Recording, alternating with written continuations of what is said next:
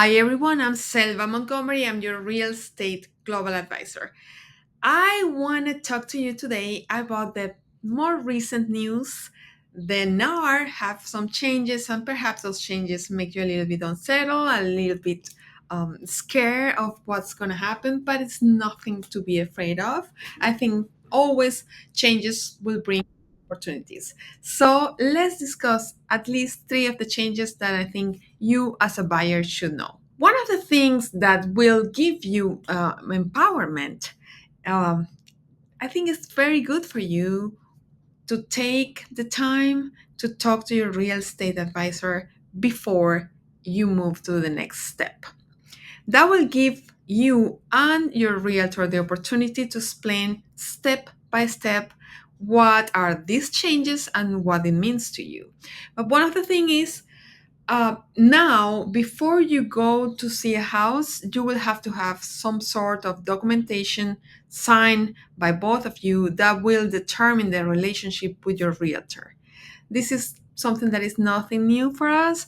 In my personal case, before I start showing the houses, to protect you, I always have you read and sign their representation agreement so you understand that I have the duty to take care of you.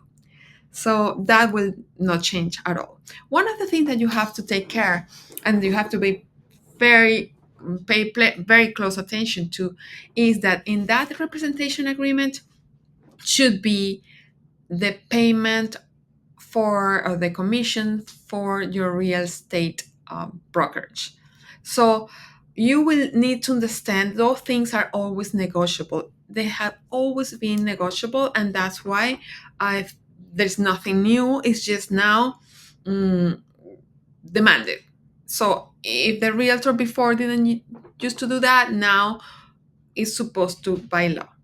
So what you need to do now is say, okay, I have this is the amount, this is the amount that the realtor needs will get paid once the purchase is done, and that's always negotiable. That will be in the representation agreement. The also it will be explained who supposed to pay what and in what case the buyer is supposed to pay or if the seller supposed to pay, and that those are things that will be negotiated as always.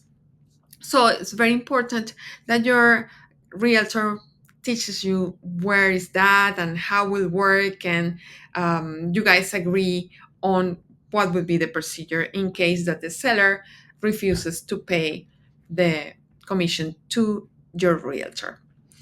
Another thing is, well, before you go to see the house, you have to have that agreement done.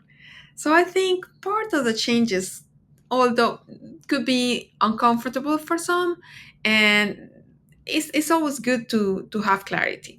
The other part that will be an important change, and you need to know when you're buying a house, is that now when you go to see a property, if your real estate agent is dynamic and clear, they will know in advance if the commission is offered or not by the seller.